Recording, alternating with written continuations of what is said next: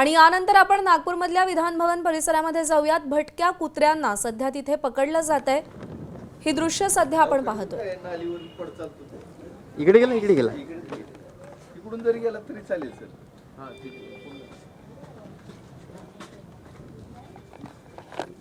भटक्या कुत्र्यांचा प्रश्न सुद्धा ऐरणीवर आलेला आहे। काल आकडेवारी सादर करण्यात आलेली होती आणि त्यानंतर आता याच परिसरातल्या भटक्या कुत्र्यांना पकडण्याचं काम सध्या सुरू आहे। त्यासाठी व्हॅन देखील आलेली आहे, जाळ्या देखील आलेल्या आहेत आणि आता या सगळ्या कुत्र्यांना पकडण्याचं काम केलं जात आहे। महानगरपालिकेच्या वतीने ही मोहीम चालू करण्यात आलेली आहे। विधिमंडळ परिसरातल्या भटक्या कुत्र्यांचा बंदोबस्त केला जातोय। नागपूर विधिमंडळ परिसरामध्ये भटक्या कुत्र्यांचा प्रचंड उपद्रव आहे आणि हीच भटकी कुत्री पकडण्यासाठी महानगरपालिकेची ही मोहीम आपण पाहतोय। हाँ हेलो हाँ लाइव आहे ना मी।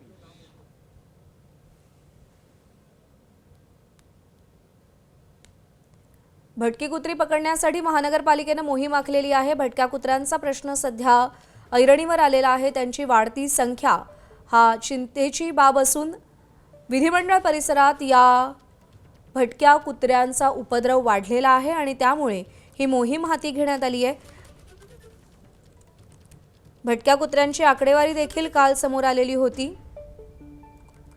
सूरज सावंत आपल्याला या सगळ्या संदर्भात अधिक अपडेट देतील। सूरज, प्रज्ञा, हिवाळी अधिवेशनात ज्या पद्धतीने बिबट्याचा मानवी संचार वाढला होता त्याच पद्धतीने भटक्या कुत्र्यांचा प्रमाण आणि त्यांच्या नागरिकांवरती होणारे हल्ले या संदर्भातला विषय हा देखील तितकाच चर्चेचा बनला होता। आणि त्यानंतरच आपण पाहतोय तर विधी मंडळात या ठिकाणी जे भटके कुत्रे आहेत त्यांना पकडण्यासाठी नागपूर महापालिकेचे कर्मचारी हे या ठिकाणी आलेले आहेत। अनेक भटके कुत्रे हे विधी मंडळातच फिरताना पाहायला मिळतात आणि या संदर्भातले अनेक प्रश्न हे सदस्यांकडनं उपस्थित केले जात होते। जवळपास 30 लाख कुत्र्यांकडनं नागरिकांना चावल्याच्या लक्षवेधी ही देखील मांडण्यात आली होती आणि त्यानंतरच आता कुठेतरी पालिके कर्मचारीकडनं विधिमंडळ परिसरात जे भटके कुत्रे आहेत त्यांना पकडण्यासाठी या ठिकाणी पालिका कर्मचारी हे दाखल झालेले आहेत। आपण पाहिलं तर अनेक ठिकाणी हे भटके कुत्रे विधिमंडळ परिसरातच फिरत असतात। यांनाच पकडण्यासंदर्भातल्या ज्या सूचना आहेत या पालिका कर्मचाऱ्यांना देण्यात आल्या होत्या आणि आज जर आपण पाहिलं तर अनेक ठिकाणी या ठिकाणी भटके कुत्रे जे फिरत होते त्यांना पकडण्यासाठी पालिकेच्या कर्मचाऱ्यांची जी पथक आहे हे दाखल झालेलं आहे। अनेक ठिकाणी पकडण्याचा प्रयत्न हा देखील झाला।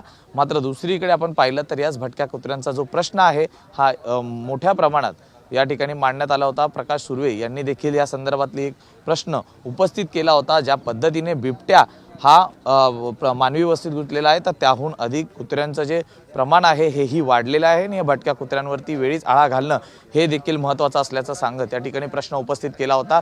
पालिके कर्मचाऱ्यांकडून आज सकाळपासूनच या ठिकाणी विधिमंडळ परिसरात जर आपण पाहिलं तर भटके कुत्रे पकडण्यासाठीचे हे जे पथक आहे हे दाखल झालेलं आहे। प्रज्ञा, सूरज, धन्यवाद दिलेल्या सगळ्या सविस्तर माहितीसाठी।